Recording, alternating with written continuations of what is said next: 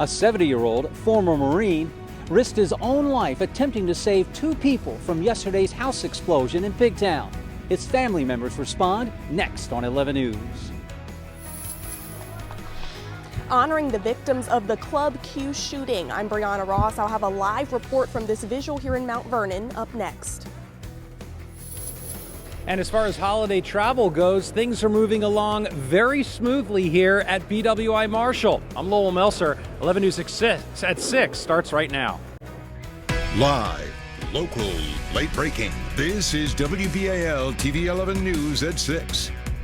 Heroic, but I wish he didn't do it because now I'm scared I'm about to lose him, but I'm glad he did it to save someone, save people he didn't know. The daughter of the man who saved two people after a row home exploded shares her concerns as he recovers at shock trauma.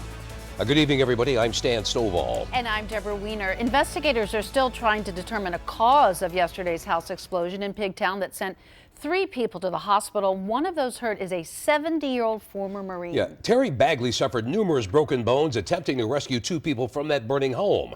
11 News reporter David Collins talked with his children about his heroic effort. BGE and fire investigators remain on the scene looking for a cause. There's also some cleanup going on. 70-year-old Terry Bagley just happened to be walking by when the house exploded. His family considers his actions heroic, but they're worried about losing him.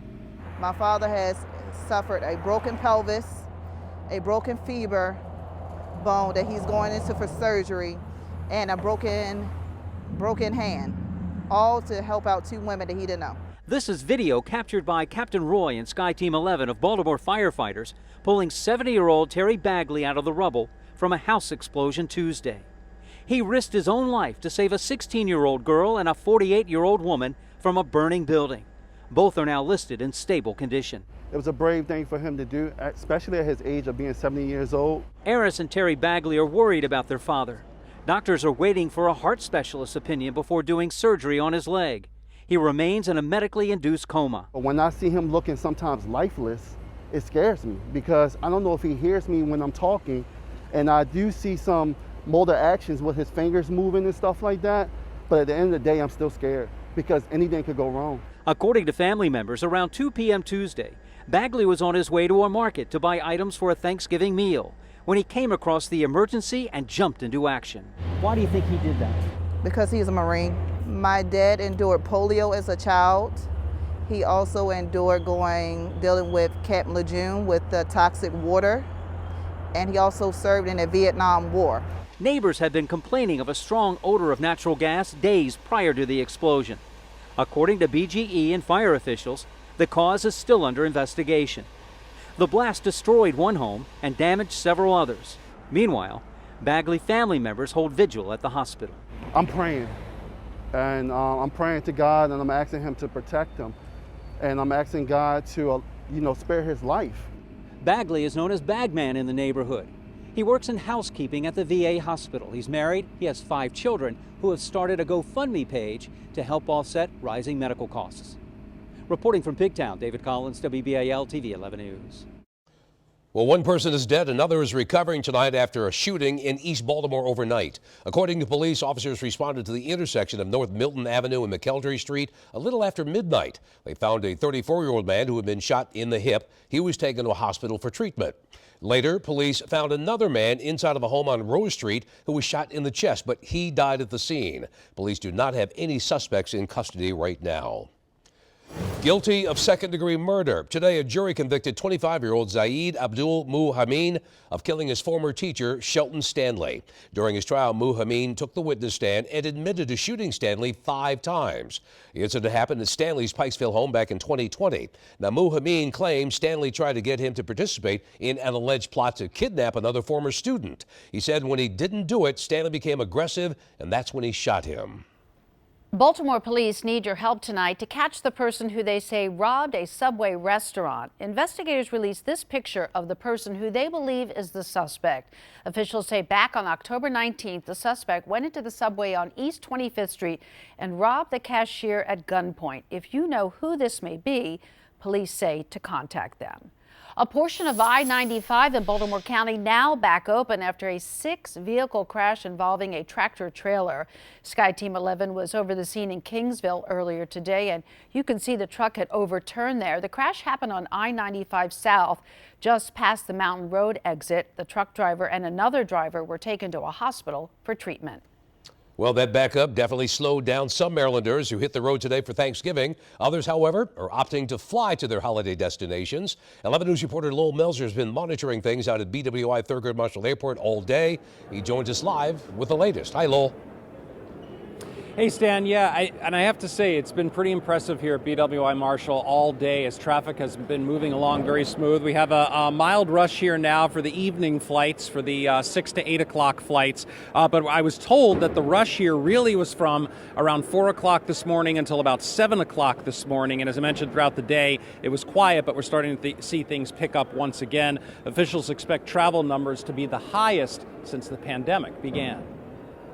It's been going smoother than I expected it to be so far, so it seems like they have a lot of employees working and things are moving smoothly. Is it exciting to get out of the house and go somewhere? Yeah, the kids are excited, so. Air travelers at BWI Marshall the day before Thanksgiving somewhat surprised by how easy they were able to get from the parking lot to check-in and to the gate. Surprisingly, it is not as busy as I thought it would be, but of course it is the Wednesday before, so. Airport officials tell us they are expecting about 33,000 travelers throughout the day, which would approach pre-pandemic levels. We expect this year to be no different. We expect to pass last year's numbers in terms of holiday travel, and we may even see ourselves surpassing pre-pandemic levels. Ricky Smith, the airport's executive director, says some passengers are more eager to travel and others have been traveling more for the past year, which has helped things operate more efficiently. I think people generally understand that when you're traveling during the Thanksgiving season, you want to come early. We always advise them to come a couple hours early if it's domestic, 3 hours. If it's international, we think people generally understand that. The weather in the Baltimore area helped as well. We noticed hardly any delays and very few cancellations. So far, it's been amazing. The airport's like light. There aren't that many people here. We had easy parking, so hopefully it continues. And there was hardly a complaint from passengers anxious to see their loved ones. I'm just headed there now, but I'm sure it's going to go well, and I'll be home in like an hour, so it's not that bad. Very excited? Yeah, very excited to my family. Now, a lot of people have been asking, why does it seem like the airport isn't that crowded? Well, we reached out to industry experts and they tell us it's simply because the airlines, the majority of them, have been scheduling less peak hour flights. So that lets the passenger traffic kind of be spread out throughout the day. So that's why we haven't had any major rushes or delays here at BWI Marshall. That's the very latest. And before I send it back, I just want to say, Stan, congratulations on your retirement. These 20 years working with you has been an absolute pleasure, and you will be missed, and congratulations on your retirement. Send it back to you guys in the studio. Here. We all feel the same way. And the sun was shining for Stan today. It's a Stan Stovall day. It is Stan Stovall And we had great weather for Yes. Stan Stovall day, for sure. Try to keep that, as expected, Right. try to keep that rolling into the holiday. It's going to be quite as perfect, but then again, not every day is Stan Stovall day, so you can't expect the sun to be shining every day. Look at these airport delays. Zeros across the board, all across the lower 48. So if you're flying, as Lowell mentioned, no weather problems slowing you down. Clear skies right now at the airport in 50 degrees with a light west wind, and satellite and radar show no storms in our area all across the mid-Atlantic. It's looking very quiet, so if you're hitting the roads tonight or even tomorrow morning, things should be just fine. Temperatures will dip into the low 30s tonight, a little on the chilly side, back into the 50s tomorrow. Not quite as warm as today. And then on Friday is when things change a bit. We are tracking some wet weather for Friday and possibly again later in the weekend.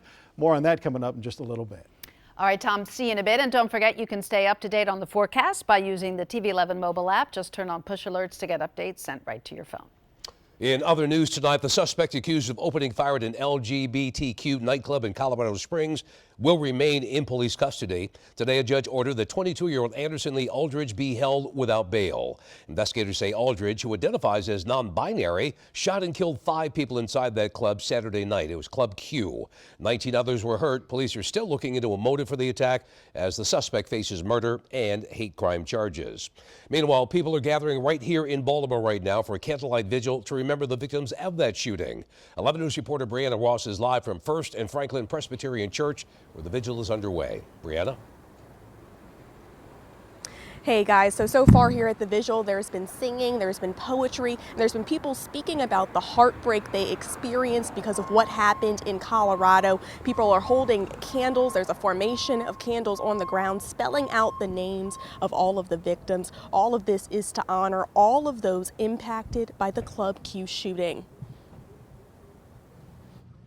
Though the tragedy happened 1,000 miles away, the pain is still so palpable for members of the LGBTQ+ community here in Baltimore. It's kind of like a reoccurring thing within our community, and you know, it's kind of getting to the point where it's a little unbearable to wake up and see that, you know, people are being murdered or killed or even injured simply because of being who they are. 5 lives lost, several more injured when a gunman opened fire at Club Q, an LGBTQ+ club in Colorado Springs. People in Baltimore are paying tribute. Fells Point artist Loring Cornish created this tribute on Thames Street with flowers and flags to pay respect to the victims. In Mount Vernon, a candlelight vigil to provide comfort to members of the LGBTQ+ community who are hurting. And a lot of members from the community was calling my phone trying to, get support because it was emotionally devastating. I know it's not truly going to be full comfort because the fact is that,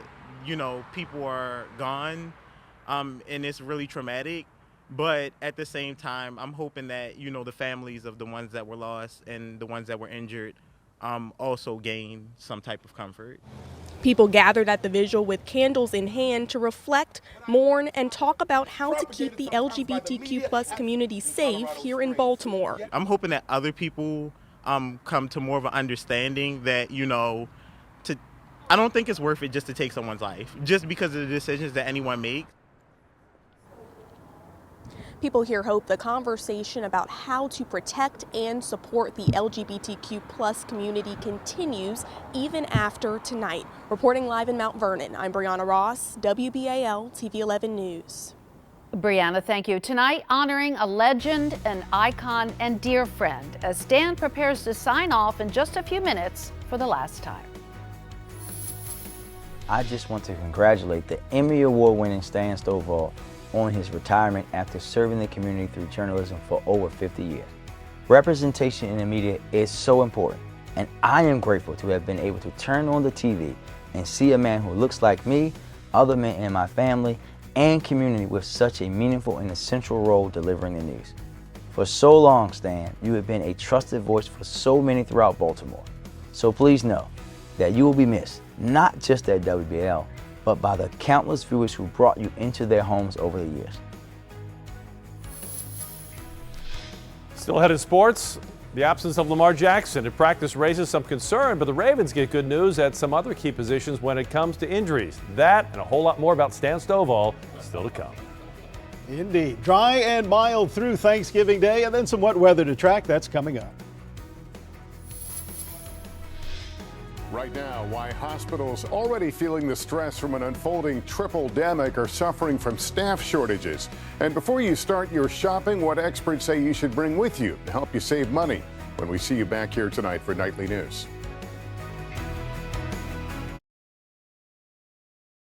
All right, as we turn to the weather, no, I'm not going to do the weather tonight. I you can't sure? do that. No, we can't pull you over here. You're the man. I can't do that. You've done everything else. Pretty much, but I'll I'm bet not going to you've do done the weather. weather. At some point, you probably did the weather. One time. See? One time. See? What did I tell you? One time. And what I learned was you need to know where the states are. You can't be pointing to Kansas while you're talking about Oklahoma. And, Yes. But you would pick that up very easily. Okay. Trust me, All right. you would for sure. Great weather for Stan Stovall Day today. Temperatures were up in the 60s, 63 degrees at BWI Marshall, which sets a record for Stan Stovall Day for sure. After a morning low of 29, 55 is the normal high, 74 the record high. That was set in 1979, and a cold 16 23rd day of November. That was way back in 1880. Even before Stan started his career, that record was set back in the 1800s. Low 40s in Oakland and Frostburg right now, 50 at BWI. It's a chilly 38 on the boardwalk at Ocean City, and with the clear skies and light winds, the temperatures will fall quickly tonight, but rebound nicely tomorrow with all the sunshine across the area. And as you can see, there's very little in the way of any storm system to slow down travel tonight or tomorrow morning. Flurries in the Rockies, some rain showers in the Mississippi River Valley, and that's really about it. Right through the evening tonight and into tomorrow, while the rain will become a little more widespread, O'Hare, Dallas, New Orleans, they may be impacted by some showers tomorrow afternoon, but the vast majority of the country enjoys some pretty quiet Thanksgiving weather. Around here, we'll see some sun in the morning, some clouds in the afternoon. Temperatures not quite as warm as today, low to mid 50s in most areas, but a beautiful Thanksgiving day. Friday, if you're getting out and about, there's going to be some showery weather, especially in the morning, but it's all rain, even in the mountains where temperatures are way above freezing. And then the showers start moving off the coast later Friday, clearing skies Friday night. Saturday looks like a nice day with sunny skies, a little on the chilly side, but not bad. And then another round of rain arrives. This one moves in Sunday morning and probably lasts right on into Sunday evening as well. So overnight tonight, clear and chilly. Temperatures in the 30s, which is about normal for this time of year. The winds will be nearly calm for the rest of the overnight. Then on Thanksgiving Day, sunny skies with a few clouds in the afternoon. High temperatures 53 to 58, and that light south to southeast breeze will continue. Friday, we pick up the showers, especially in the morning up until about lunchtime, and then it'll gradually clear up. Saturday looks like a gorgeous day with a high of 54. More rain arrives on Sunday, but temperatures still in the low 50s, and partly cloudy skies on Monday and Tuesday. Now, 11 Sports, brought to you by the Big Screen Store. Ravens quarterback Lamar Jackson did not practice today. It had nothing to do with Stan Stovall's final show. Turns out John Harbaugh says he's working through a bit of a hip injury that he suffered last Sunday, but Lamar will play come this Sunday in Jacksonville. Well, tackle Ronnie Stanley and safety Kyle Hamilton, who left last week's games with injuries, did not practice today, but Harbaugh calls them day-to-day, which is extremely positive. And safety Marcus Williams did return to practice today. Won't play on Sunday, but will likely return to action within the next 3 weeks. Ravens running back Gus Edwards, wide receiver Deshaun Jackson, both taking part in practice after missing last week's game with hamstring injuries. The Ravens at 7-3 will face the 3-7 Jacksonville Jags, a team that has lost 6 of his last 7 games. This is a should-win game, not the kind of game anybody gets excited about if you do win, but a win this week keeps the Ravens alone atop the AFC North, which is plenty enough motivation. Like everyone else, John Harbaugh plans on watching a lot of football tomorrow on Thanksgiving, but he would actually prefer to play on Thanksgiving. Matter of fact, he'd like to see the Ravens rivalry game become a staple on Thanksgiving night. Wouldn't that be amazing? Baltimore, Pittsburgh, Thanksgiving night. It'd be iconic. It should be in there. Okay. Yeah, it should be here, of course. Yeah, of course. Towson's men's basketball team has not gone to the NCAA tournament since 1991. That's 31 years. And while it's really early in the season, Towson looks like it might have the team to end that tournament drought this season. Pat Scarry's Tigers taking down Juan Dixon's Compensate Eagles last night to improve to a perfect 5-0. That is the best start ever for a Tigers team in Division I. Towson's Charles Thompson, a force inside, following up his own shot, power and finesse. That is a lethal combination, part of a 23-0 run. This Tiger team has a little bit of everything. Final minute of the half, Coppin showing some nice aggressiveness. Sam Sessoms finishing it off, trying to keep the Eagles within double digits. But in the second half, Tigers can shoot from beyond the arc. Nigel Russell finished with 14 points. And then the closer, it's inside. Charles Thompson. This kid's unstoppable in the paint. Towson wins at 83-67, improves their record to 5-0 for the very first time in the school's NCAA D1 history. When we come back, it's time to say goodbye. Stan Stovall says his final goodbye in his final broadcast. That is straight ahead.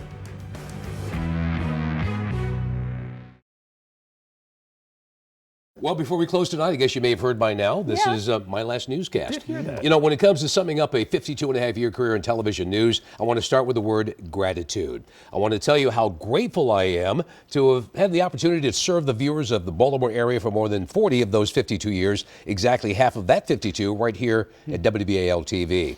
From the first time I stepped through the doors here back in 1978 at the ripe old age of 25, you have welcomed me into your homes each and every night across 3 generations of television viewers. You know, one doesn't have the kind of successful career I've had without the support of viewers like you. I want to thank you for allowing me to be a part of your households each morning when I was doing the morning show and each evening, and trusting me to be your source for trustful information. I hope I've lived up to your expectations. A special thanks right now to law enforcement, firefighting, education, religious, fitness, and charitable communities for the special bonds we've developed over the years in supporting, mentoring, and uplifting the community, and the thousands of friends I've made along the way. A special thank you to my ophthalmologist for helping me add 30 years to my career after glaucoma left me blind in one eye at a relatively early age, as well as my arthritis specialist and all the surgeons who've helped put this old body back together. You know how that goes, Jerry. After, several I'm not a surgeon, sports-related, but you play one on TV. All right, sports-related injuries. A huge thank you to all of my friends and teammates here at WBAL-TV. I have reaped the benefits of finishing on top because of the very strong support and cast around me and behind me. And finally, thank you to my children. You know, it hasn't been easy being the child of a local news anchor. Like your dad, your lives have constantly been under a microscope with higher than normal expectations. But you have handled it with grace, dignity, and respect. And I'm proud of the loving, caring, successful young adults you've grown to be. So I love you and thank you. My daughter's here. My oldest son is here. Guys, come into the shot. Yes, Yeah, I come agree. on into the shot. The whole group should. Don't you Yeah, think so, too? my youngest son, Stefan, works for the Wizards. They've got a Wizards have got a game tonight, so he couldn't be here. Stefan, I love you too. This is Summer. This is Stacy. And while I may be stepping away from the anchor desk, I'll still be living in the area. So if you see me around town, say hello to this old fella. Okay? So thank you again. I love all of you. And as they say for the last time, that's it for 11 News at 6. Thanks for joining us. And that's a wrap.